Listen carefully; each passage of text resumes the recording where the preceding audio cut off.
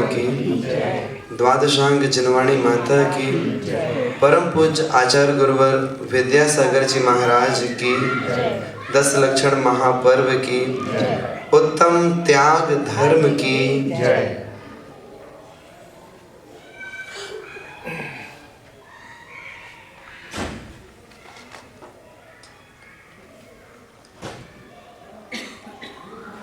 त्याग 2 प्रकार का होता है, अंतरंग त्याग और बहिरंग त्याग। बहिरंग त्याग में बहिरंग परिग्रह छोड़ा जाता है और अंतरंग त्याग में अंतरंग परिग्रह छोड़ा जाता है।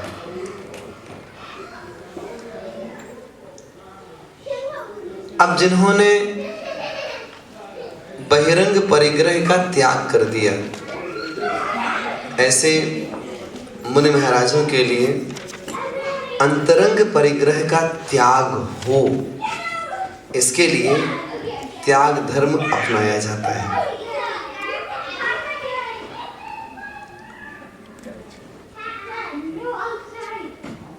त्याग को कहीं कहीं दान शब्द से भी कहा जाता है और कहीं कहीं पर त्याग और दान, इन दोनों में अंतर भी बताया जाता है। जैसे उमा स्वामी महाराज ने तत्वार सूत्र में लिखा, अनुग्रहार्थम स्वस्याति सर्गो दानम। अनुग्रह के लिए स्वस्याति, अपने धन आदि का त्याग करना दान कहलाता है। तो उन्होंने त्याग को ही दान बता दिया।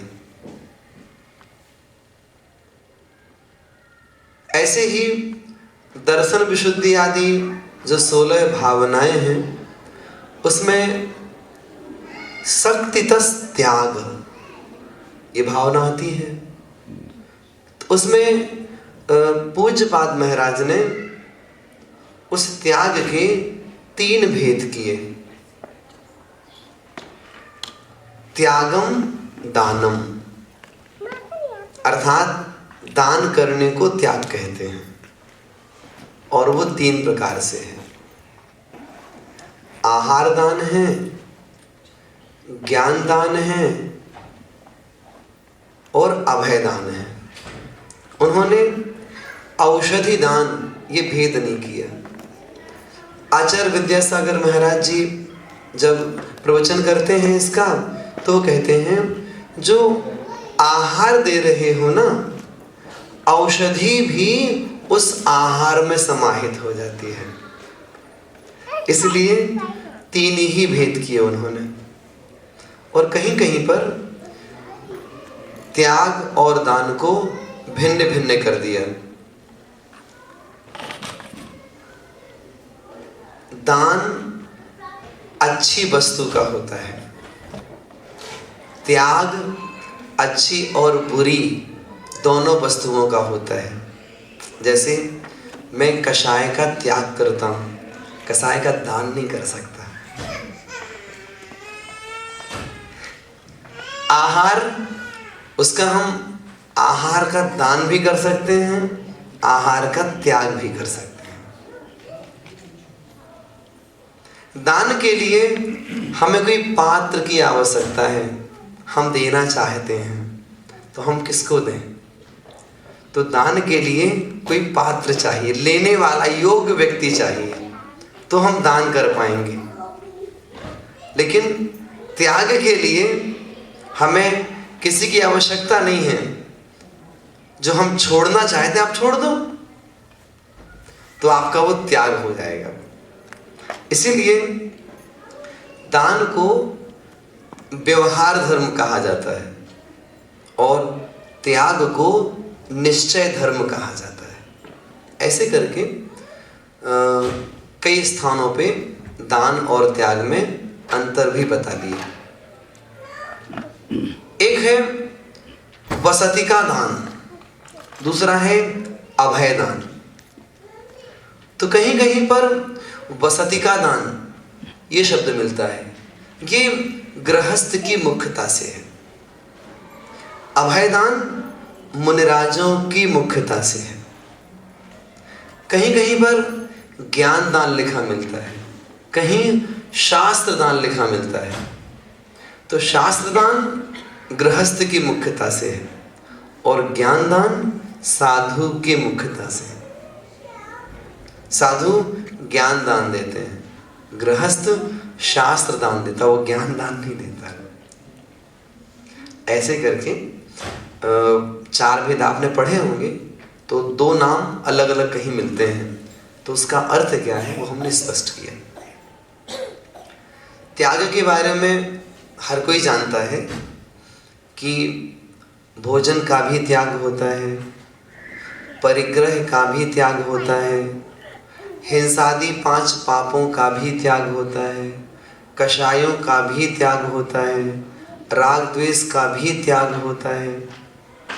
तो जो जितना त्याग करता जाता है वह उतनी ऊर्ध्वगामी यात्रा की ओर आगे बढ़ता चला जाता है। और जो त्याग नहीं कर पाता है, जो भारी होता है, वो नीचे की ओर चला जाता है।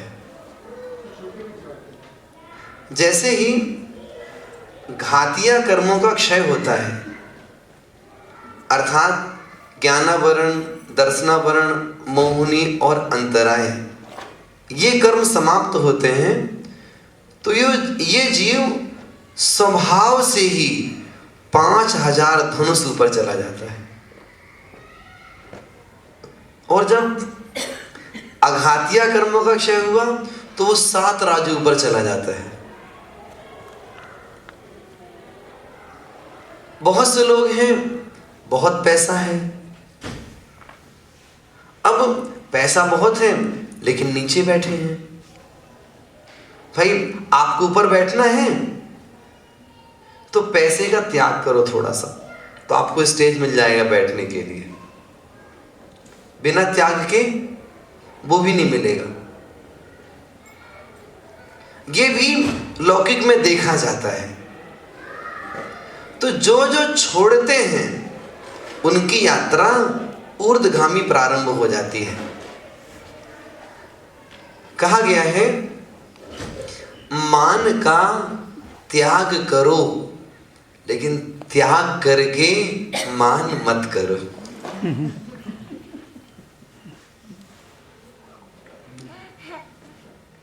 इसलिए एक प्रश्न, अभी आपने समझाया घातीय कर्म उठने से आत्मा ऊपर उठे और घातीय कर्म और ऊपर उठे, तो इसका कोई फिजिकल वेट रहता है? क्योंकि कर्म में बंधन से। आपका प्रश्न है कि घातिया कर्मों का क्षय हुआ तो आत्मा 5000 धनुष ऊपर चला गया, तो जो कर्म थे कर्म के छूटने पर ऊपर गया, तो जो घातिया कर्म है उन कर्मों का वजन होता है क्या? तो कर्मों का वजन नहीं होता। कर्म तो सूक्ष्म होते हैं, लेकिन कर्म का क्षय होते ही आत्मा ऊपर की ओर जाता है, क्योंकि शुद्धात्मा का स्वभाव ऊर्ध्वगामी होता है। जैसे अग्नि की लौ ऊपर की ओर ही जाती है, ऐसे ही उमा स्वामी महाराज ने तत्वार सूत्र में 4 उदाहरण दिए इसके लिए। आविद कुलाल चक्रवत व्यपगत लेपा लाभुब तेरंड बीज बदग्नि शिखा वच्च। इसके ऊपर वाला सूत्र याद है?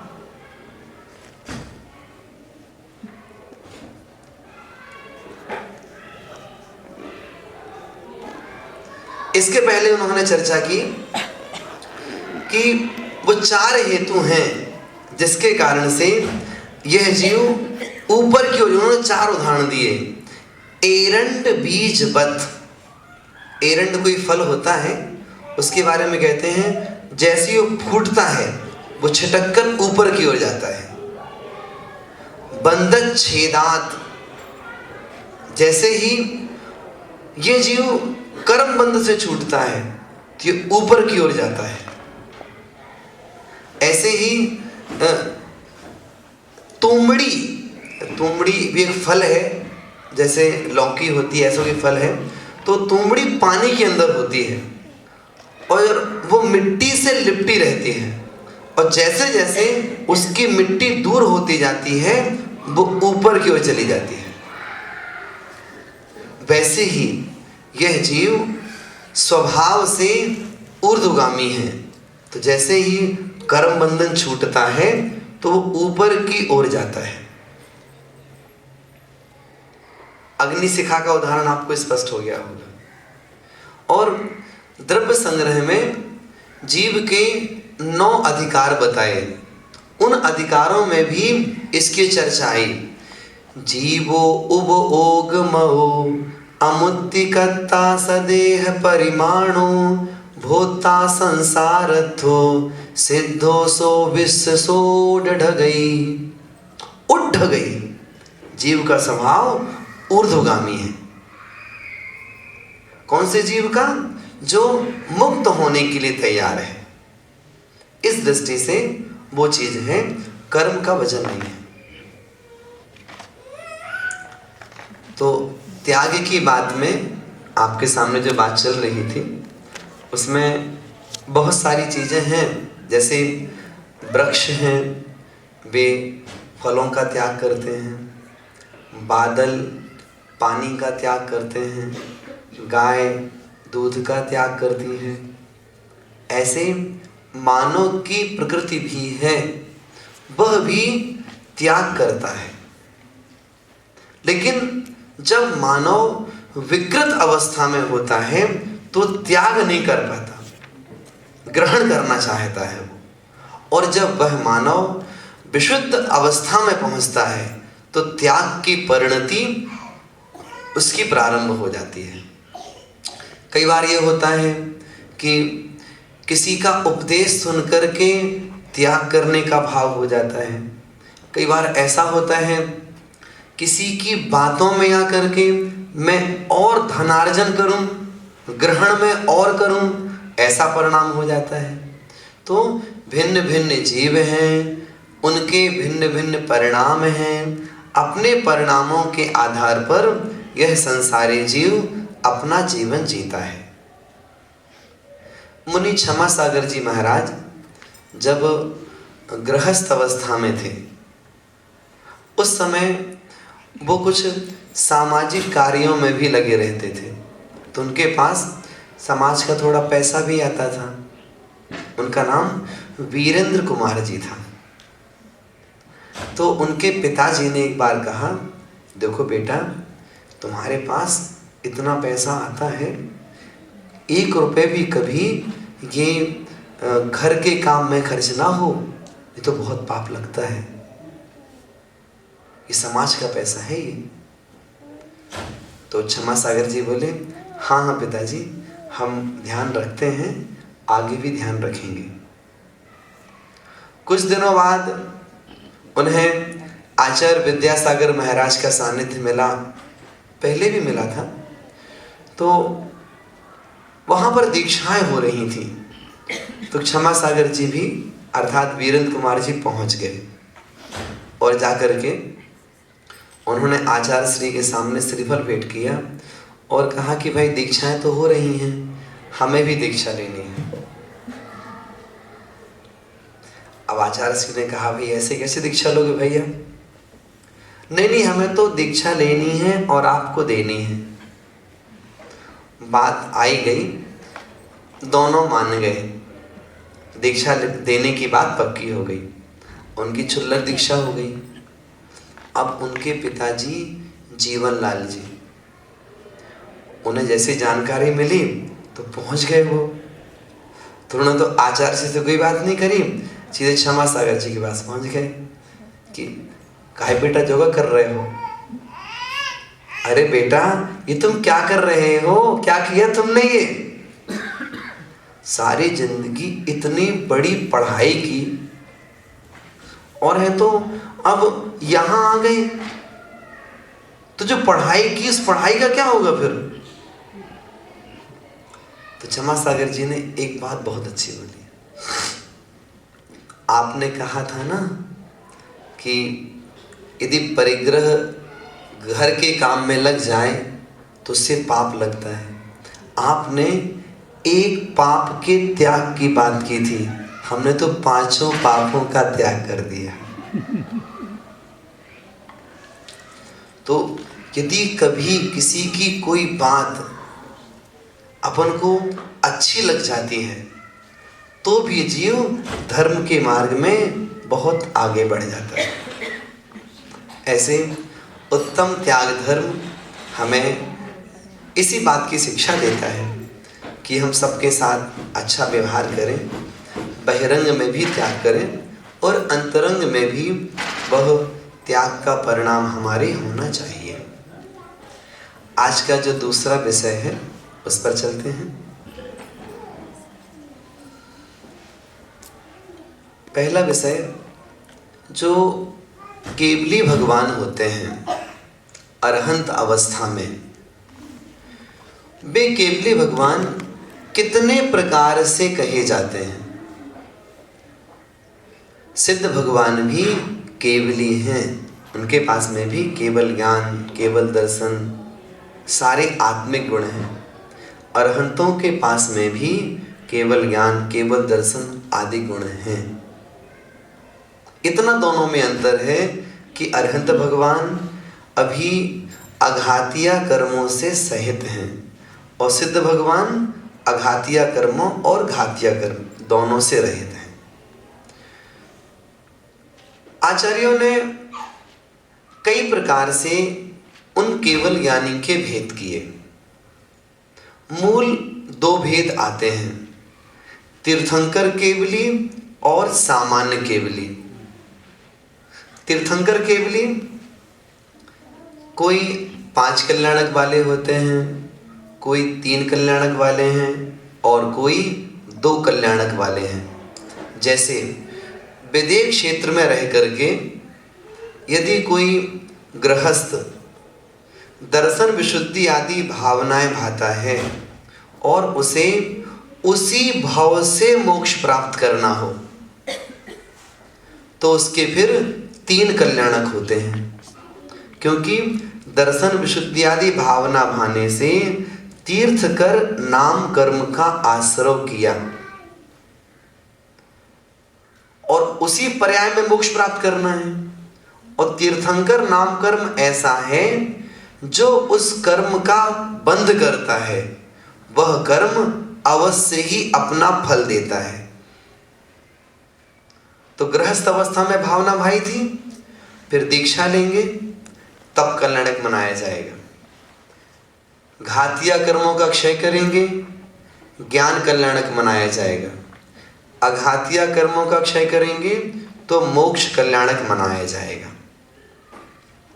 ऐसे ही विदेह क्षेत्र में कोई मुनि अवस्था में है और उसी भाव से मोक्ष प्राप्त करना हो और वे दर्शन विशुद्धि आदि भावना भाएं तो उनके 2 कल्याणक मनाए जाते हैं, ज्ञान कल्याणक और मोक्ष कल्याणक।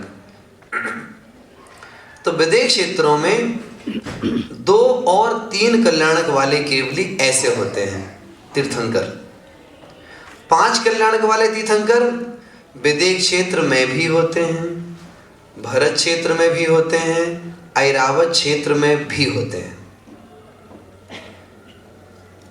तो जिस भाव में उन्होंने तीर्थंकर नाम कर्म का बंध किया है उस भाव में उन्हें अभी केवल ज्ञान नहीं होना है, तो वे अगले भाव में जो उन्होंने आयु बांधी होगी उसके अनुसार अगले पर्याय में जाएंगे। फिर वहां से आकर के 5 कल्याणक वाले तीर्थंकर कहलाएंगे, जिनका गर्भ, जन्म, तप, ज्ञान और मोक्ष ये 5 ही कल्याणक मनाए जाएंगे। दूसरे होते हैं सामान्य केवली। तो तीर्थंकर केवली और सामान्य केवली इन दोनों में क्या अंतर है? तो कहा गया है जो तीर्थंकर होते हैं इनकी जो धर्म सभा है उसे समव शरण कहा जाता है, जिसमें 12 सभाएं आदि सारी व्यवस्थाएं होती हैं। सामान्य केवली जो होते हैं इनका समव शरणी रस्ता उनकी गंध कुटी रस्ती है। गंध कुटी ऐसा पवित्र स्थान जहां पर तीनों लोकों में सबसे अधिक सुगंधी होती है, वो गंध कुटी कहलाती है। वहां भी बैठने का स्थान होता है जिसमें साधारण पुरुष आदि पहुंच करके तीर्थंकरों की बात सुनते हैं, सामान्य केवली की बात सुनते हैं। तीर्थंकरों की जो वाणी खिरती है उसे दिव्य ध्वनि कहा जाता है। सामान्य केवली की वाणी को देशना कहा जाता है। तीर्थंकरों की जो वाणी खिरती है उसको झेलने वाले गणधर होते हैं। सामान्य केवली की जो वाणी है वो सामान्य जन सब लोग सुनते हैं। तीर्थंकरों की जो वाणी होती है वो निरक्षरी होती है। सामान्य केवली की जो देशना है वो साक्षरी होती है। तीर्थंकरों की वाणी गणधर झेलते हैं जिससे द्वादशांग की संरचना होती है। सामान्य केवली की जो वाणी है उससे द्वादशांग की रचना नहीं होती है।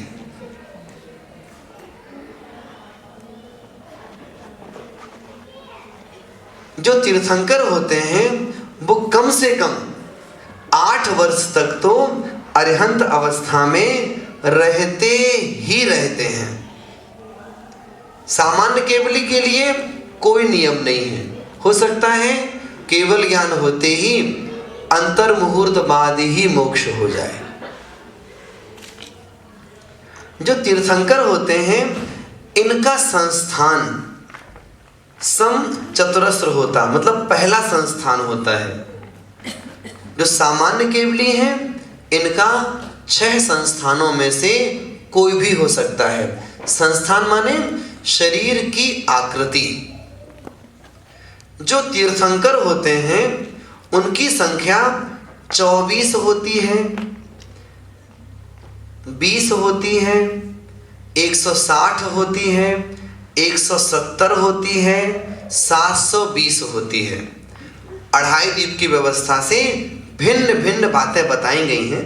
हमने पूजन के समय विषय स्पष्ट किया था। और जो सामान्य केवली होते हैं उनकी संख्या करोड़ों में, कोड़ा कोड़ी तक में हो सकती है। तो वो संख्या की अपेक्षा से बहुत होते हैं। ऐसे करके तीर्थंकर और सामान्य केवली इन दोनों में कुछ अंतर था, वो आपको हमने स्पष्ट किया। इसके अलावा और भी केवली हैं, जैसे उपसर्ग केवली। कोई मुनि अवस्था में हैं और उनके ऊपर किसी के द्वारा उपसर्ग किया जा रहा है, चाहे वो मुनि अवस्था पार्श्वनाथ भगवान की रही हो, गज कुमार मुनिराज जी की रही हो, अथवा 5 पांडवों की रही हो जिसमें 3 पांडवों ने केवल ज्ञान की प्राप्ति की थी, या फिर सुकौशल स्वामी जी की रही हो। तो इनके ऊपर उपसर्ग हो रहा था। तो उपसर्ग होते समय यदि कोई केवल ज्ञान की प्राप्ति कर ले तो उसे उपसर्ग केवली यह संज्ञा प्राप्त होती है। वह उपसर्ग 2 प्रकार का होता है। एक शरीर घाती उपसर्ग और दूसरा सामान्य उपसर्ग। पार्श्वनाथ भगवान जी के ऊपर शरीर घाती उपसर्ग नहीं हुआ था, वो सामान्य उपसर्ग हुआ था। इसके अलावा और जो आपको नाम बताए गए हैं उनके ऊपर शरीर घाती उपसर्ग हुआ। जब किसी पर शरीर घाती उपसर्ग होता है और शरीर का कोई अंग भंग हो जाता है तो वे केवल ज्ञान प्राप्त करने के अंतर मुहूर्त बाद ही मोक्ष प्राप्त कर लेते हैं। अर्थात पहले उपसर्ग केवली इस नाम वाले कहलाए, फिर अंतकृत केवली ये संज्ञा उन्हें प्राप्त हो जाती है। अंतकृत केवली का अर्थ होता है केवल ज्ञान होने के अंतर मुहूर्त बाद यदि कोई मोक्ष को प्राप्त कर ले तो वह अंतकृत केवली कहलाता है। तो सामान्य जीव भी ऐसे हो सकते हैं कि केवल ज्ञान हुआ और मोक्ष हो गया, और उपसर्ग केवली भी ऐसे हो सकते हैं। और जिन पर शरीर घाती उपसर्ग नहीं हुआ है वे केवल ज्ञान प्राप्त करने के बाद में अपनी वाणी के द्वारा संसारी प्राणियों का भला कर सकते हैं। एक होते हैं अनुबद्ध केवली। इसका अर्थ है जिस स्थान से जिस दिन किसी जीव ने मोक्ष की प्राप्ति की है उसी दिन सायंकाल तक यदि और कोई मुनिराज केवल ज्ञान को प्राप्त कर लें तो जो केवल ज्ञान को प्राप्त करते हैं वे अनुबद्ध केवली इस नाम से कहे जाते हैं। जैसे कार्तिक कृष्णा अमावस्या की प्रातः वर्धमान स्वामी जी ने मोक्ष की प्राप्ति की, उसी दिन सायंकाल को गौतम स्वामी जी ने केवल ज्ञान की प्राप्ति कर ली। और जिस दिन गौतम स्वामी जी ने मोक्ष की प्राप्ति की उसी दिन सुधर्माचार्य जी ने केवल ज्ञान की प्राप्ति कर ली। और जिस दिन सुधर्माचार्य जी ने मोक्ष की प्राप्ति की उस दिन जम्बू स्वामी जी ने केवल ज्ञान की प्राप्ति कर ली। तो हम देखते हैं कि इस पंचम काल में 3 अनुबद्ध केवली हुए। अनुबद्ध मतलब बंधे हुए। एक को मोक्ष हुआ, दूसरे केवली हो गए, उन्हें मोक्ष हुआ, तीसरे केवली हो गए।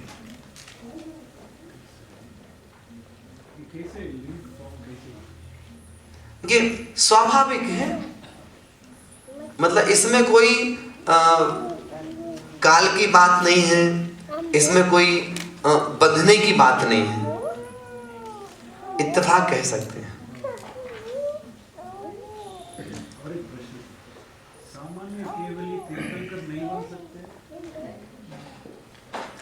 सामान्य केवली तीर्थंकर आप कह रहे हैं सामान्य केवली तीर्थंकर नहीं बन सकते? तो सामान्य केवली जब बन गए ना तो वो अंतरंग सुखों की अपेक्षा, अंतरंग गुणों की अपेक्षा तीर्थंकर के समान ही है। अंतरंग गुणों की अपेक्षा बहिरंग में केवल अंतर होता है। अर्थात तीर्थंकरों का समाव शरण लगता है, सामान्य केवली की गंध कुटी रसती है। इतना केवल दोनों में अंतर है, बाकी अंतरंग गुण दोनों के समान है। और तीर्थंकर ये एक विशेष अवस्था है। ये तो कैसे प्राप्त कर होता है जीवन? तीर्थंकर अवस्था, तीर्थंकर कैसे बनते हैं?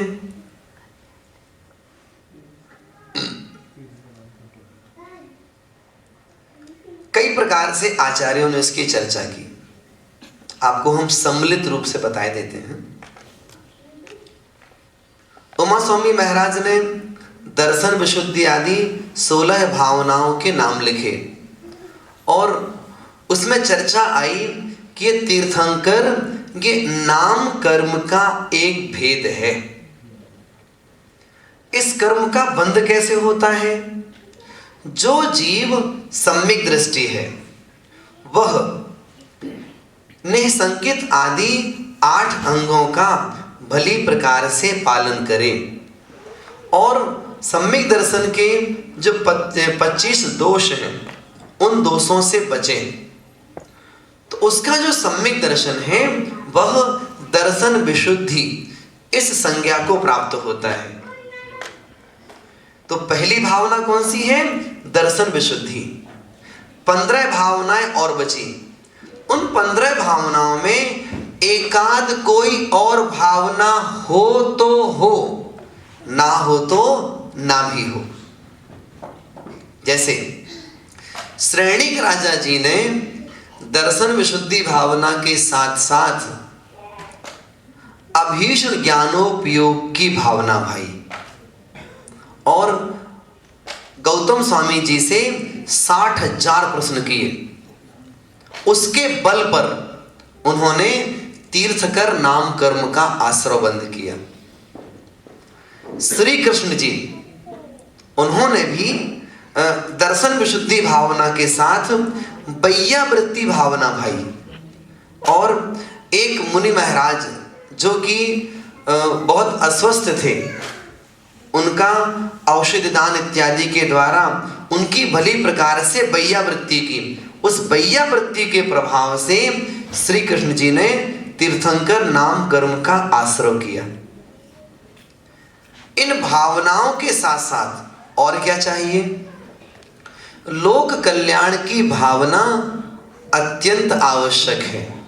अर्थात जिसके हृदय में ये भाव जागृत हो, संसार के सभी जीवों का कल्याण हो, सब धर्म के मार्ग में लगें, सब पाप से निवृत्त हो जाएं, सब आत्म कल्याण करें, सभी मुनि बन जाएं, सब केवल ज्ञान प्राप्त करें, सबको मोक्ष हो जाए, सुखी रहें सब जीव जगत के। अत्यंत करुणावंत होकर के यदि कोई जीव ऐसी भावना भाता है तो वो प्रकृति उसको बंध जाती है कि तुमने लोक कल्याण की भावना भाई है, तुम ही ऐसे बन जाओ और लोक का कल्याण करने के लिए उस परम पद को प्राप्त करो, जिसके माध्यम से दिव्य ध्वनि के द्वारा अनंत जीव आपकी वाणी सुन सके। हम दूसरों के भले का विचार करते हैं तो उससे हमारा भला तो होता ही होता है। ये 100% पक्की बात है। ये अपने ऑफिस में जहां बैठते हैं वहां 4 लोग और बैठे हुए हैं, सबके बारे में सोचो, सबका जीवन अच्छा चले, कष्ट किसी को ना हो, मैं किसी की निंदा नहीं करूंगा, बहुत अच्छे से रहूंगा। जो व्यापार करते हैं वैसा ही व्यापार आपके आसपास के लोग कर रहे हैं, आप ही भावना भाव, सबका व्यापार अच्छा चले, सबके यहाँ ग्राहक पहुंचे, तो उससे क्या होगा? उनके यहाँ पहुंचेंगे ही, आपके यहाँ भी ग्राहक आएंगे। ये भावना नहीं भाई कि सबके ग्राहक मेरे पास आ जाए, वो संकीर्णता नहीं होनी चाहिए। और जिस दिन आपकी विचारधारा थोड़ा विस्तृत हो जाएगी तो अपने आप सबका भला होगा। तो सुखी रहें सब जीव जगत के, ये सर्वोत्कृष्ट भावना कहलाती है। और सुखी रहें सब मेरे घर के, ये भावना जो है ये संकुचित विचारधारा का प्रतिपादन करने वाली होती है। तो तीर्थंकर नाम कर्म के आश्रम में वो भावना कार्यकारी है, जो कि 16 कारण पूजा की एक पंक्ति में पढ़ लेते हैं। दरस विशुद्धि भावना भाई 16, यहां तक अर्थ लगेगा इसका। दरस विशुद्धि भावना भाई 16, दर्शन विशुद्धि आदि 16 कारण भावना भाने से तीर्थंकर पद दाय। ये भावना तीर्थंकर पद को देने वाली है। और कहीं पुस्तक में पाए ऐसा भी लिखा मिलता है। तो जो भावना भाता है वो तीर्थंकर पद को प्राप्त करता है। इसके साथ साथ और क्या है? तो रेमी चंद्र स्वामी जी ने कर्म कांड जी में चर्चा की। तीर्थंकर नाम कर्म का आश्रय करने के लिए केवली दुगंते, केवली अथवा श्रुत केवली का पादमूल चाहिए। क्या मतलब ये कि आपके अंतरंग में वो विशुद्धि बने कि आप लोक कल्याण की भावना कर सकें। तो वो विशुद्धि घर बैठी नहीं बनेगी। उसके लिए घर छोड़ करके मंदिर तक जाना पड़ेगा, और मंदिर में प्रभु के सामने भी नहीं बन पाएगी। उसके लिए आपको चैतन्य तीर्थ की आवश्यकता है, ऐसे गुरु की आवश्यकता है जो संपूर्ण श्रुत का ज्ञाता है। वो श्रुत केवली कहलाते हैं। उनके पास बैठ करके आप अंतरंग में वो भावना भा सकते हैं। अथवा किन्हीं केवली का पादमूल चाहिए, वहां बैठकर ये भावना भा सकते हैं। और तीर्थंकर का पादमूल मिल जाए तो फिर कहना ही क्या है। आपको मालूम होगा, आदि पुराण जो लोग पढ़ रहे हैं, कि आदिनाथ भगवान जी ने विगत 2 भव पहले अपने पिताजी के समवसरण में तीर्थंकर नाम कर्म का आश्रय किया था। आप सोचिए, पिछले भाव में विदेश क्षेत्र में उनके जो पिताजी रहे वो तीर्थंकर थे। जब उन्हें केवल ज्ञान की प्राप्ति हुई, समवसरण रचा, तो इस जीव ने भी अपने पिता के समवसरण में उनके समान बनने की भावना भाई, लोक कल्याण की भावना भाई, जिसके बल पर वो तीर्थंकर नाम कर्म का बंद करते हैं और फिर सर्वार सिद्धि में अहिमिंद्र बनते हैं, और वहां से च्युत होकर इस भरत क्षेत्र के प्रथम तीर्थंकर के रूप में अवतरित होते हैं। तो ये भावना है। इस भावना के बल पर इस नाम कर्म का आश्रय होता है। तो जो ग्रंथों में चर्चा उसकी की गई है वो आपके सामने प्रस्तुत की। तो ऐसे करके, हाँ जी, सब केवली सर्वज्ञ होते हैं और भाषा अपूर्ण होती है। भाषा अपूर्ण होती है, पूरी बात नहीं बतला सकती कभी भी कोई भाषा।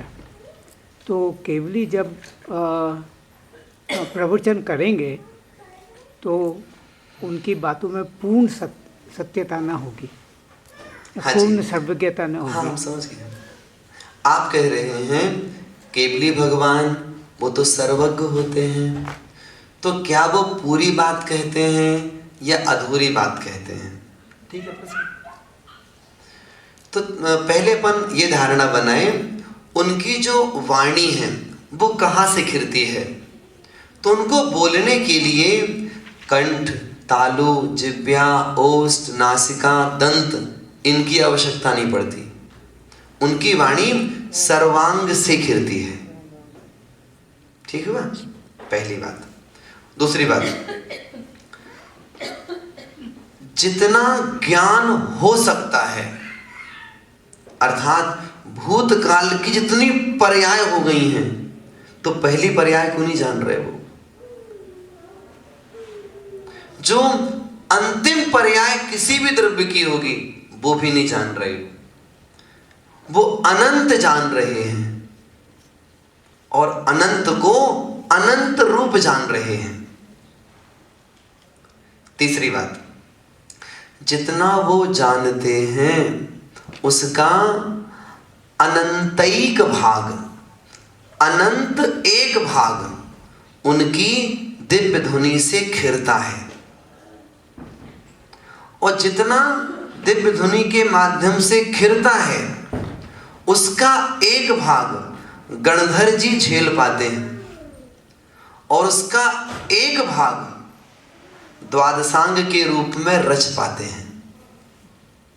मैं सामान्य केवली की बात कर रहा हूँ जो जन साधारण को प्रवचन देते हैं। हाँ, उनकी जो देशना होती है वो देशना सामान्य जन भाषा में होती है। अर्थात जिस क्षेत्र में जाते हैं उस क्षेत्र में जो भाषा बोली जाती है उस भाषा में उनका उपदेश होता है। तो वो भाषा अपूर्ण है। हाँ, कोई दिक्कत नहीं ना, तो क्योंकि शब्द सीमित हैं, ज्ञान अनंत है। शब्द की तो मर्यादा है, कितने शब्द होंगे?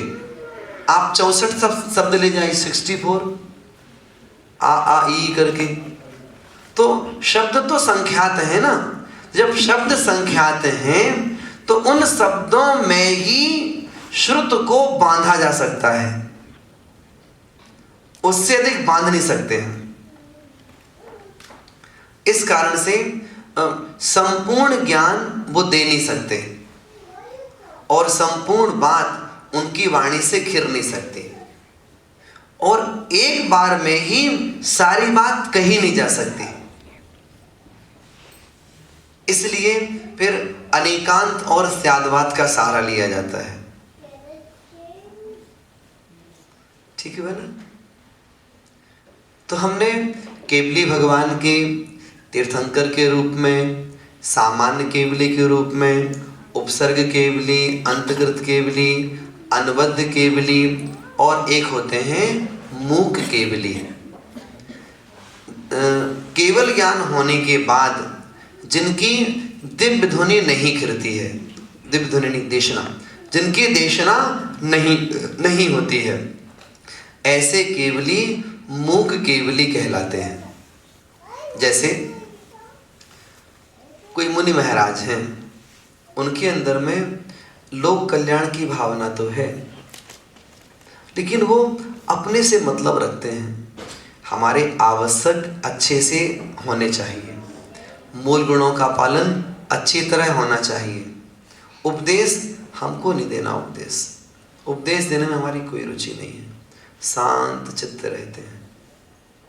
ऐसे वे साधु यदि केवल ज्ञान प्राप्त करें तो वहां पर भी वो मौन रहते हुए केवल ज्ञान और मोक्ष प्राप्त कर लेते हैं। तो जिसकी परिणति यहाँ जैसी होती है उसके अनुसार ही ऊपर भी वो स्थिति बनती रहती है। तीर्थंकर की 8 वर्ष की व्यवस्था है, ये कैसी है?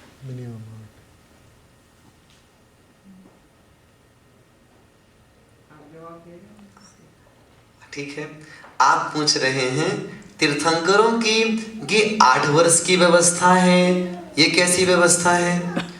तो उसके बारे में आचार्यों ने कहा कि जो तीर्थंकर बनने के लिए तैयार हैं, उन्होंने छद्मस्त अवस्था में रह करके जो लोक कल्याण की भावना की थी, उस भावना के बल पर जब वे तीर्थंकर बनते हैं, अर्थात उनका समोषण रचता है, तो कम से कम 8 वर्ष तक उनकी वाणी खिरती ही खिरती है। तो मतलब ये हुआ कि यदि महावीर स्वामी ने 72 साल की आयु बांधी थी तो उनको केवल ज्ञान 8 साल पहले होना ही होना। बिल्कुल पक्का, 101%। मतलब उनको कम से कम 64 वर्ष की उम्र में तो केवल ज्ञान हो ही जाना था। 64 और 8 72, और उन्हें जल्दी हो गया, 42 वर्ष में ही हो गया, तो समाज के लिए और ज्यादा लाभ मिल गया। लेकिन कम से कम 8 वर्ष तक तो रहते ही रहते हैं। लोक कल्याण की बात है, वो पारलौकिक कल्याण की भावना है। हाँ जी, लौकिक लौकिक नहीं है ना, इसलिए हमने आपके सामने बात कही ना, जिस समय लोक कल्याण की बात कही हमने, तो कहा ना कि सब मोक्ष मार्ग में आगे बढ़े, सब मुनि बने, सब अरहंत बने, सब सिद्ध बन जाएं। डिफरेंट है। जैसे मदर टेरेसा का एग्जांपल है कि उन्होंने हजारों लोगों की हेल्प करी, दैट वो उस तरह का कर्म करने से कोई मतलब समय दर्शन भी नहीं है, ऊपर से जो काम उन्होंने किया है, जो भावना उन्होंने भाई, वो भावना से नहीं। देखो क्या है ना, जिन्होंने धर्म को जितना समझा है और उस धर्म की जो उत्कृष्ट अवस्था समझी है, वो वहीं तक विचार कर पाएंगे। तो उन्होंने धर्म को उस रूप में उतने लेवल तक समझा, इसलिए उस लेवल की सहायता की बात करी। उस लेवल तक सुखी रहने की बात कही। और जैनों ने और ऊपर लेवल को पकड़ा है कि भाई सांसारिक सुख तो सुख है, इसके ऊपर भी सुख होता है। तो जैनों ने जब कल्याण की बात कहना चाहिए, सुखी रहने की बात कहना चाहिए, तो उन्होंने और ऊपर की बात कही। तो जब हम ये भावना बहा रहे हैं कि आपको मोक्ष सुख की प्राप्ति हो, आप अरहंत बने, आप रत्नात्रय पालन करें, आप मुनि अवस्था धारण करें, शुद्धोपयोगी बने, जब हम उस पारलौकिक सुख की बात कर रहे हैं तो वहां पर लौकिक सुख तो मिल ही जाता है। ठीक है ना? तो जिसने धर्म जहां तक समझा है वहां तक वो सुख की बात करता है। संतुष्ट हैं आप? चलिए। छोटा सा प्रश्न।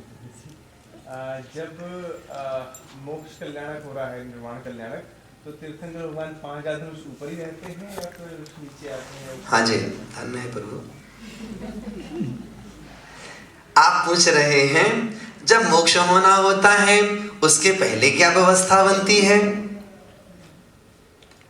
तो मोक्ष प्राप्ति के पहले जब समो शरण विगसता है, जैसे महावीर स्वामी जी का 2 दिन पूर्व, आदिनाथ भगवान जी का 14 दिन पूर्व, अजितनाथ से पार्श्वनाथ भगवान तक 1 माह पूर्व समो शरण विगस गया, मतलब समो शरण की सारी सामग्री यथास्थान चली गई। उनकी दिव्य ध्वनि अब नहीं खिरेगी। उन्हें जहां से मोक्ष प्राप्त करना है उस स्थान पर वो नीचे आ जाएंगे। जैसे पार्श्वनाथ भगवान सुवर्णभद्र कूट के स्थान पर पहुंच गए, ललित कूट पर 8वें नंबर के तीर्थंकर पहुंच गए, कैलाश पर्वत पर आदिनाथ भगवान जी पहुंच गए। तो वो जो जीव है, वो जीव जैसे ही समोषण विगसता है तो नीचे आ जाते हैं और उतने समय तक वो नीचे रहते हैं, 2 दिन, 1 माह, 14 दिन इत्यादि। और वहां रह करके उनका वो योग निरोध का काल है। अभी अयोग केवली नहीं बने, अभी वो 13वें गुण स्थान में ही हैं। और धीरे धीरे धीरे जब और स्थिरता आई, तो जब मन वचन काय योग पूरी तरह समाप्त हो गया, तो वो 13वें से 14वें गुण स्थान में जाते हैं। और 14वें गुण स्थान का जितना काल है उसमें रह करके अघातिया कर्मों का क्षय कर सिद्धावस्था की प्राप्ति करते हैं। ऐसे करके वो स्वभाव से नीचे आ जाते हैं। और कुंद कुंद स्वामी जी ने भी चर्चा इसकी की है कि तीर्थंकरों का व्यवहार, उनका उपदेश, उनकी देशना, उनका व्यवहार और समोसरण में बैठना, वहां से चलना, ये सब स्वभाव से होता है। उनकी यह क्रिया औदैकी क्रिया कहलाती है, अर्थात कर्मोदय से व्यवस्था चलती रहती है। उनकी जो दिव्य ध्वनि खिरती है या देशना खिरती है, उसके बारे में कहा, भवि भागन वच जोगे बसाए, भव्य जीवों के भाग्य से और उनके वचन योग के निमित्त से वो सारा कार्य होता रहता है। ठीक है, आगे बढ़े। चलिए, अब जो दूसरी बात जो आज की है वह है श्रुत ज्ञानी की बात। श्रुत ज्ञानी का मतलब होता है कि जो श्रुत ज्ञान में पारंगत हैं, ऐसे श्रेष्ठ पुरुष किस किस नाम से कहे जाते हैं? तो उनके कुछ नाम शास्त्रों में प्रसिद्ध हैं। गणधर, श्रुत केवली, द्वादशांग पाठी, 11 अंग 14 पूर्व पाठी, 11 अंग पाठी, फिर और कम कम लेते जाइए, 9 अंग, 8 अंग, 1 अंग, उससे भी कम। तो इन सब में सर्वश्रेष्ठ श्रुत ज्ञानावरण कर्म का क्षयोपशम गणधर जी के पास होता है। गणधर किसे कहते हैं और गणधर कैसे बनते हैं उसे देखें। पहले भगवान महावीर स्वामी जी की दिव्य धुनी 65 दिन तक नहीं खिरी। 66वें दिन सौधर्म इंद्र की प्रेरणा से वहां पर इंद्रभूति जी पहुंच गए। जैसे ही मानस्तंभ के दर्शन करते हैं वैसे ही सम्यक्त को प्राप्त करते हैं, और जैसे ही वे उस श्रीमंडप भूमि तक पहुंचते हैं और मनुष्यों की सभा में बैठते हैं, वैसे ही भगवान महावीर स्वामी जी की दिव्य धुनी प्रारंभ हो जाती है।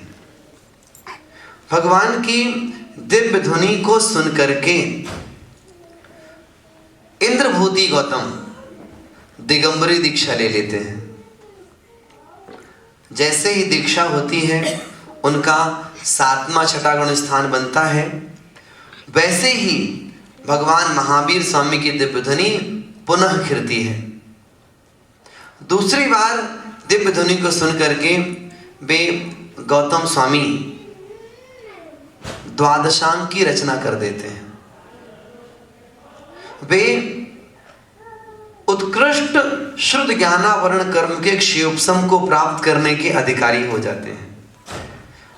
उन्हें सर्वावधि अवधि ज्ञान जो है उसकी प्राप्ति हो जाती है। विपुल मति मनः पर्यय ज्ञान की प्राप्ति हो जाती है। केवल ज्ञान को छोड़ करके 63 रिद्धियों से संपन्न हो जाते हैं, और जितनी उनकी आयु बची है पूर्ण आयु के लिए निराहारी हो जाते हैं, अर्थात वे अब आहार करने नहीं चाहेंगे। सुनेंगे, जैसे ही इतना कार्य संपादित होता है वैसे ही सौधर्म इंद्र घोषणा करता है, भगवान महावीर स्वामी का प्रथम गणधर इंद्रभूति गौतम को घोषित किया जाता है, और सारी सभा में प्रसन्नता की लहर दौड़ जाती है। ऐसे वे गणधर बनते हैं। वे गणधर अंग प्रविष्ट और अंग बाह के संपूर्ण ज्ञाता होते हैं। समवसरण के नायक माने जाते हैं। तीर्थंकरों के बाद यदि किसी का नंबर आता है तो गणधर जी का आता है। मुख्य गणधर होते हैं, फिर प्रति गणधर भी होते हैं, और उन गणधरों की संख्या भगवान आदिनाथ स्वामी से लेके महावीर स्वामी तक 1452 बताई है, 1452।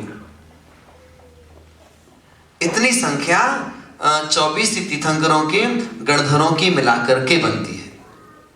इस काल में गणधर इतने हुए।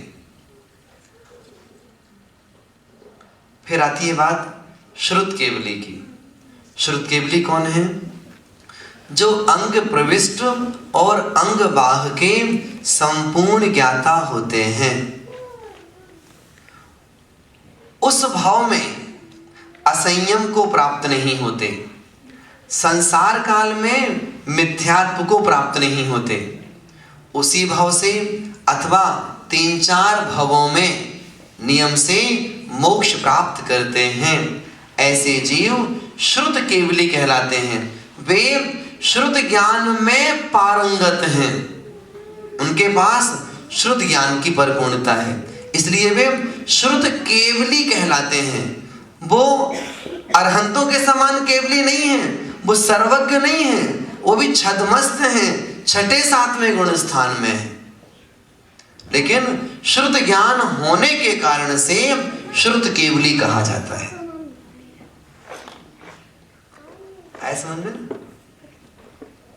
फिर आता है द्वादशांग पाठी। आप लोग सुनते हैं ना, द्वादशांग जिनवाणी माता की जय।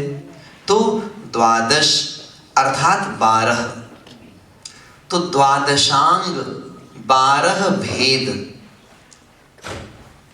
तो तीर्थंकरों के द्वारा जो वाणी खिरी, गणधर जी ने वाणी सुन करके द्वादशांग की रचना की। याद रखिए, ये द्वादशांग लिपिबद्ध नहीं होता, वो ट्रांसफर होता रहता है। उनके पास में है, उनने उपदेश दिया, दूसरे के पास पहुंचा, तीसरे के पास, चौथे के पास, पांचवें के पास। तो द्वादशांग लिपिबद्ध नहीं होता। द्वादशांग 12 भेद, आचारांग, सूत्रकृतांग, समवायांग, व्याख्या प्रज्ञप्ति, ज्ञात्री धर्म कथांग, उपासकाध्यायांग, प्रश्न व्याकरणांग इत्यादि। अंतिम है विपाक सूत्रांग, नहीं, दृष्टिवाद, 11वां होता है विपाक सूत्रांग। फिर दृष्टिवाद। तो जो दृष्टिवाद है इसके भी भेद होते हैं, वही बताएंगे आपको। तो हम बात कर रहे थे द्वादशांग पाठी की, जो अंग प्रविष्ट के ज्ञाता हैं लेकिन अंगवाह के ज्ञाता नहीं है, वे द्वादशांग पाठी कहलाते हैं। अंग प्रविष्ट अर्थात द्वादशांग, और अंगवाह उससे अलग होता है। अंगवाह क्या है? अंगवाह के बारे में आचार्यों के दो मत हैं। कोई बोलते हैं अंगवाह के अनेक भेद हैं, कोई बोलते हैं अंगवाह के 14 भेद होते हैं। अंगवाह के अनेक भेद हैं, ये कहाँ लिखा हुआ है? तत्वार सूत्र में। श्रुतम मति पूर्वम द्वैनेक द्वादश भेदम। श्रुत ज्ञान मति ज्ञान पूर्वक होता है, उसके 2 भेद हैं, अनेक भेद हैं और 12 भेद हैं। श्रुत ज्ञान के 2 भेद अंग प्रविष्ट और अंगबाह। अंग प्रविष्ट के 12 भेद हैं, अंगबाह के अनेक भेद हैं। आप पूछेंगे अंगबाह किसे कहते हैं? बाद के आचार्यों के द्वारा हम संसारी प्राणियों का कल्याण करने के लिए जिन शास्त्रों की रचना की गई है, वे सारे शास्त्र अंगवाह कहलाते हैं। षटखंडागम जी, कसाय पाहुड़ जी, समय सार जी, तत्वार सूत्र जी इत्यादि, ये सब क्या हैं? अंगवाह कहलाते हैं। कि अंगवाह की एक परिभाषा। कठिन तो नहीं लग रहा है ना? फिर भी सुनिएगा और भावना भाई है, जनवाणी कितनी कठिन है, डिटेल बहुत इसमें। अंगवाह की दूसरी परिभाषा आचार्यों ने लिखी, एक अंग की संरचना होने में श्रुत के जितने शब्दों की आवश्यकता होती है उसकी रचना हो गई। उसके बाद कुछ शब्द और बचे, उन शब्दों से एक अंग की रचना नहीं हो सकती, इसलिए वो शब्द अलग कर दिए, वो कहलाए अंगबाह्य। समझ में नहीं आया? उदाहरण सुनाते हैं आपको। बाह्य, बाह्य, अंग प्रविष्ट, अंग बाह्य। उदाहरण के लिए, जैसे आपके पास में 100 रुपए हैं, अब वो 100 रुपए 3 लोगों को बराबर बांटने हैं, आप कितना कितना देंगे? डिवाइडेशन करेंगे ना, तो बराबर बांटने हैं, तो बराबर बंटने के बाद में भी 0.3% वो निकल जाएगा वो, तो कुछ ना कुछ वो अलग निकलेगा ना, क्योंकि 100 का हम 3 भागों में डिवाइडेशन नहीं कर सकते। वो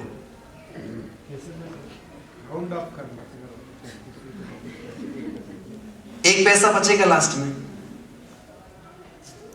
कुछ तो बचेगा ना।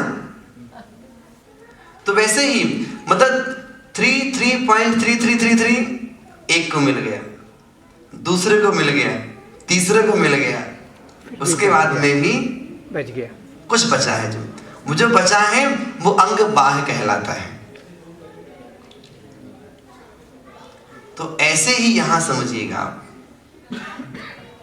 तो अंग प्रविष्ट, जिससे अंग तक की संरचना, उतने शब्दों को लेना, उसके बाद शब्द रचना नहीं हो सकती, अंग रचना नहीं हो सकती, तो अंग बाह्य कहलाता है।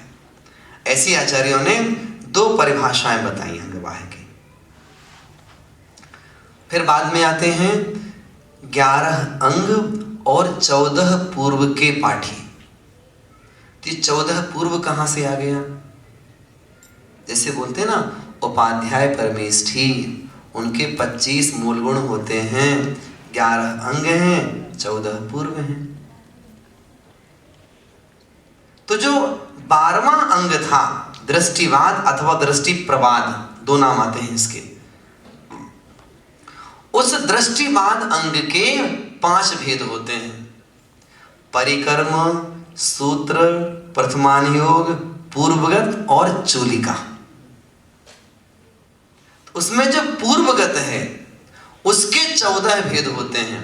तो 11 अंग और 14 पूर्व। तो 11 अंग 14 पूर्व के पाठी भी होते हैं।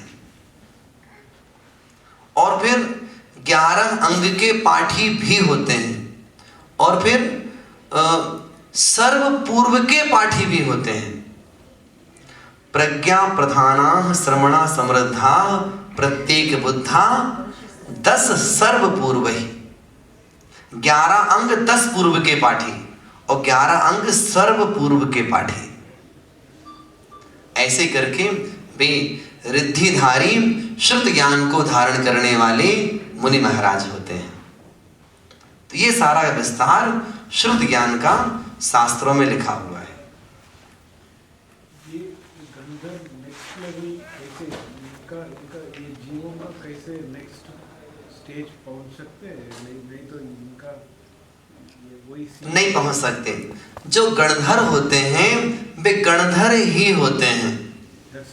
वो मैक्सिमम, हाँ मैक्सिमम है वो।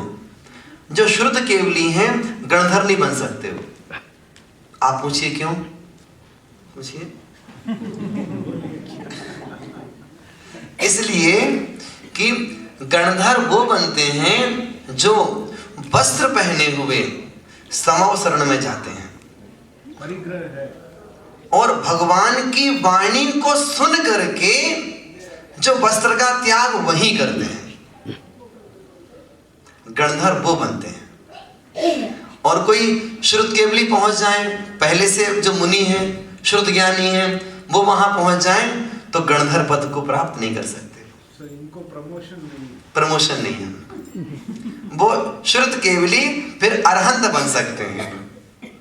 बाकी सब बढ़ जाएंगे आगे। जो 11 अंग के पाठी हैं तो 11 अंग 10 पूर्व के हो जाएंगे, 11 अंग 14 पूर्व के हो जाएंगे।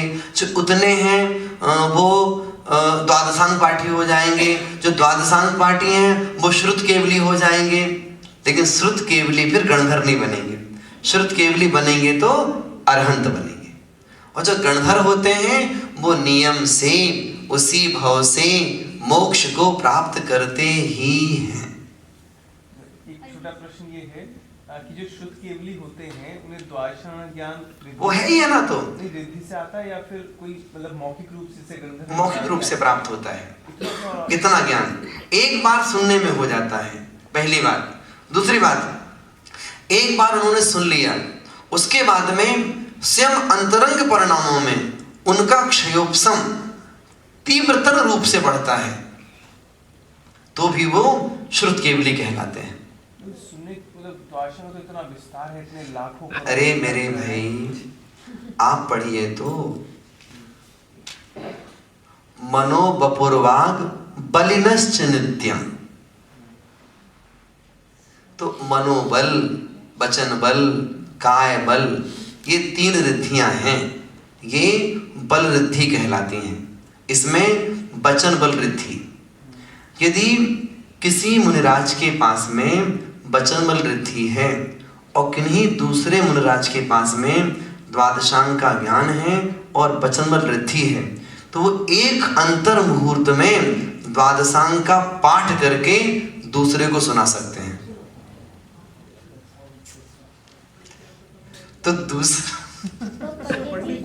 तो दूसरा जो वचन बल रिद्धि का धारी है वो बात सुन करके अंतर मुहूर्त में द्वादशांग पाठी बन जाता है। आप, हाँ जी, हमें तो अधिक ज्ञान नहीं है, आप लोग ज्यादा जानते हैं। कि कितना मैटर एक साथ एक चिप से दूसरे में जा सकता है।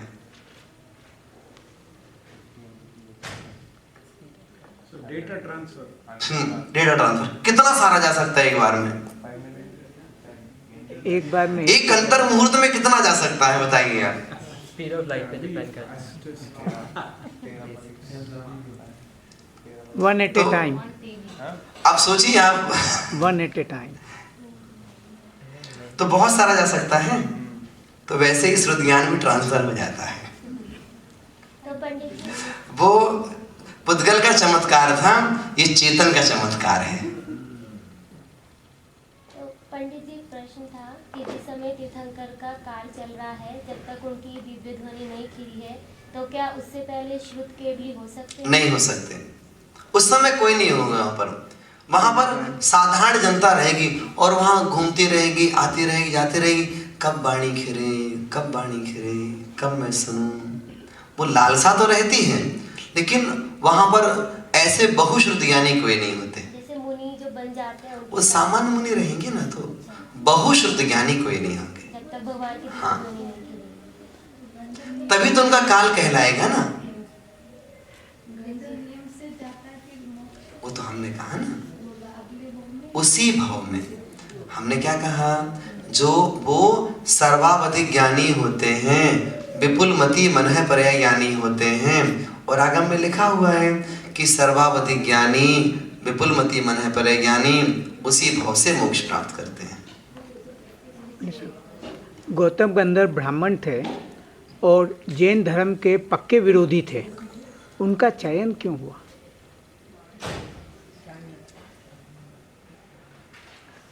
इसके विषय में पिछले भाव में महावीर स्वामी जी के साथ में उनका संबंध था, उस संबंध के कारण से उनका चयन हुआ।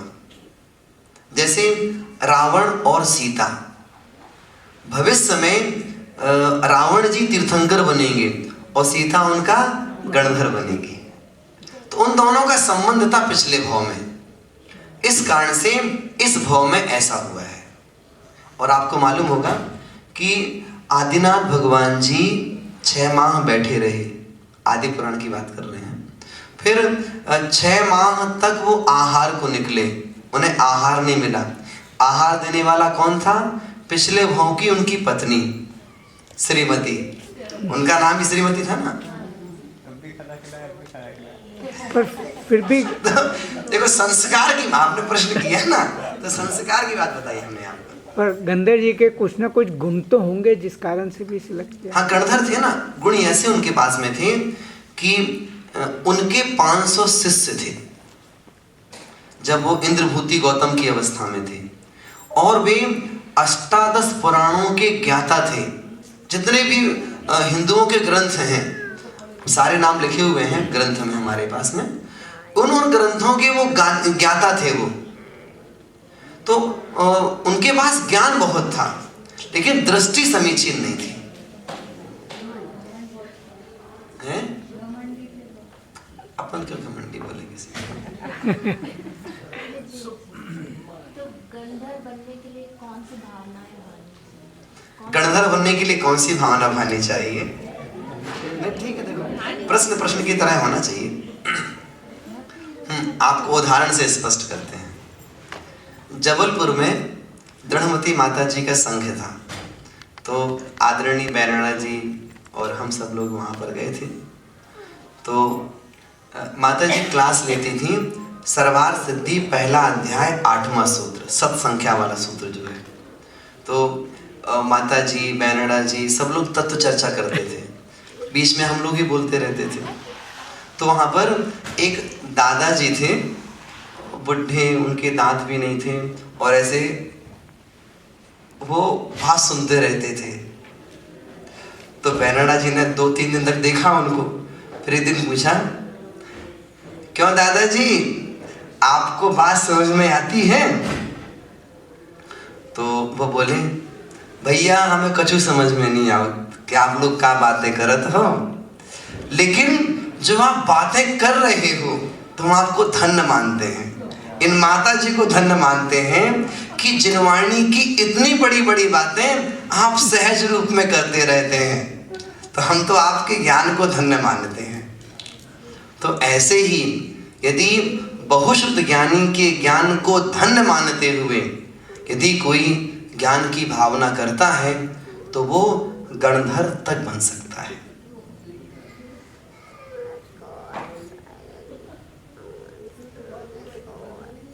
हाँ जी।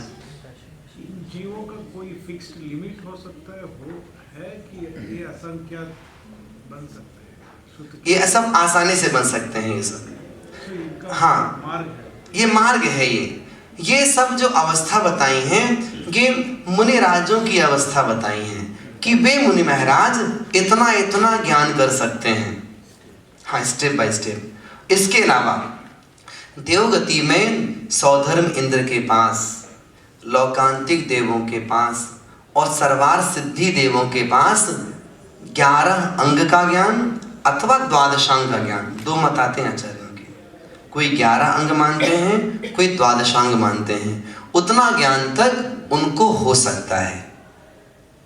इसके साथ साथ जो आरिका माता जी हैं, आरिका माता जी को 11 अंग तक का ज्ञान हो सकता है। सुलोचना जी को हुआ था, ऐसा शास्त्रों में पढ़ा जाता है। और देखो, यदि कोई मिथ्या दृष्टि जीव है और अभव्य है और मुनि अवस्था में है तो उसको 11 अंग तक का ज्ञान हो सकता है। यदि कोई मिथ्या दृष्टि है और भव्य है, मुनि अवस्था में है, उसको 11 अंग कुछ अधिक 9 पूर्व तक का ज्ञान हो सकता है। 10वें पूर्व का ज्ञान नियम से भव्य मुनि अवस्था और दिगंबर संत को ही होता है। 10वां पूर्व, उसका नाम क्या है? विद्यानुवाद पूर्व। तो 9वें पूर्व का अध्ययन करने के बाद 10वें पूर्व में जो प्रवेश करते हैं तो पूरा होने के पहले विद्याएं सिद्ध हो जाती हैं। यदि विद्याओं के चक्कर में नहीं आते हैं तो वो 10 पूर्वधारी कहलाते हैं, अन्यथा नीचे कहलाते हैं। इसीलिए 10 सर्व पूर्व ही लिखा गया है, 10 पूर्व और सर्व पूर्व, उसके नीचे की बात नहीं की। ठीक है? पंडित जी और एक प्रश्न। हाँ बिल्कुल, स्वागत है। थोड़ा आउट ऑफ सिलेबस है। ये वैदेही क्षेत्र आप बताया, ये जीवों को कैसे वीजा मिलता है उधर जाने यहाँ से? हाँ, यहाँ से वीजा और पासपोर्ट? हाँ बिल्कुल मिलता है। उसमें 2 मार्ग हैं।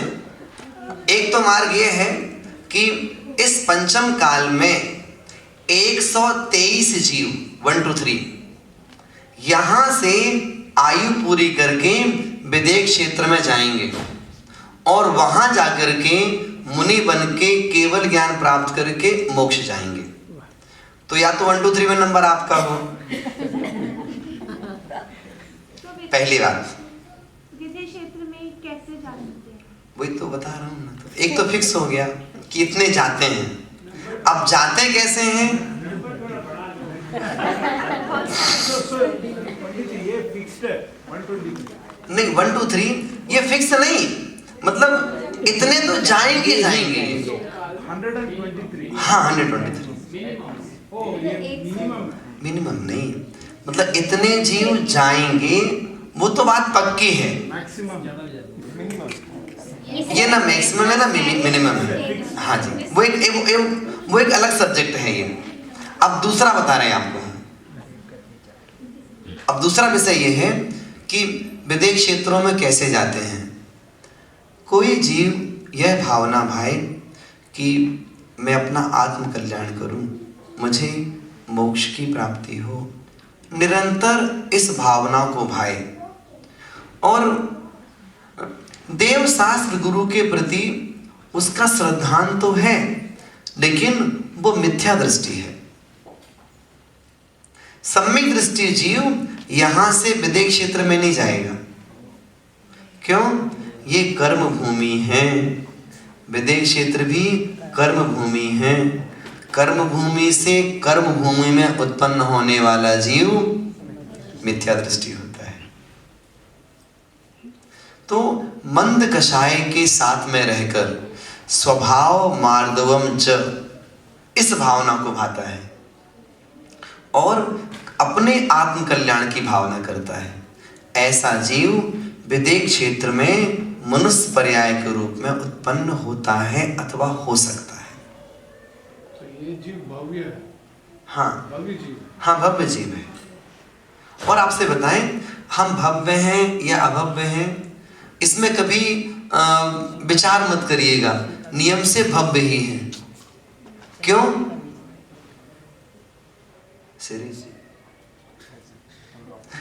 अनंत भव्यों के बीच में एक अभव्य होता है। क्यों? अभव्य राशि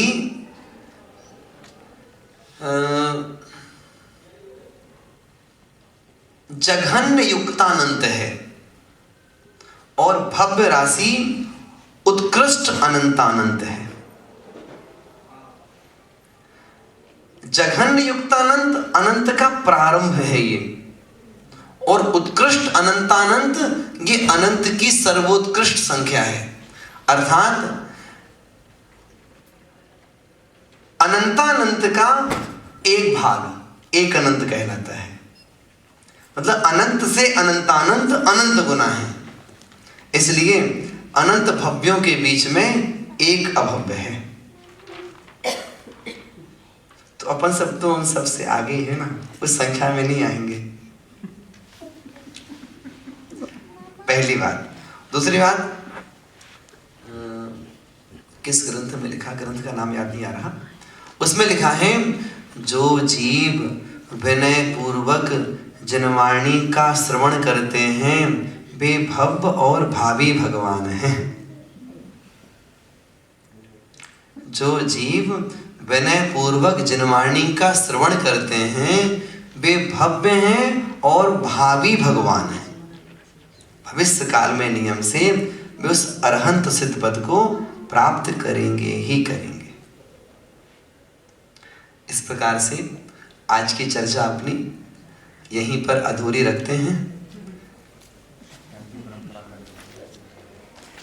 क्योंकि और विषय इसके रह एक गए। क्वेश्चन और पूछ लूं? बिल्कुल, स्वागत है। कर्म भूमि का जीव कर्म भूमि में यदि वापस नहीं जन्म लेता है तो एक मनुष्य जो है वो वापस इसी धरती पे नहीं आ सकता? आ सकता है ना, हम यहीं की यहीं जन्म ले सकते हैं, यहाँ से विदेह क्षेत्र भी जा सकते हैं। और अभी तो आपने बतलाया कि कर्म भूमि से कर्म भूमि में जन्म लेने वाला मिथ्या दृष्टि, मतलब हम सम्यक दर्शन के साथ जन्म नहीं लेंगे। यदि आपने छायिक सम्यक प्राप्त कर लिया है और मनुष्य आयु पहले बांध ली थी तो मनुष्य बनेंगे तो भोग भूमि के बनेंगे, कर्म भूमि के नहीं बनेंगे। कभी आपको गति आगति बताएंगे कि चारों गतियों में गति आगति कैसे होती, कौन कहाँ जा सकता है, उसका पूरा मार्ग है। चर्चा बहुत सारी है।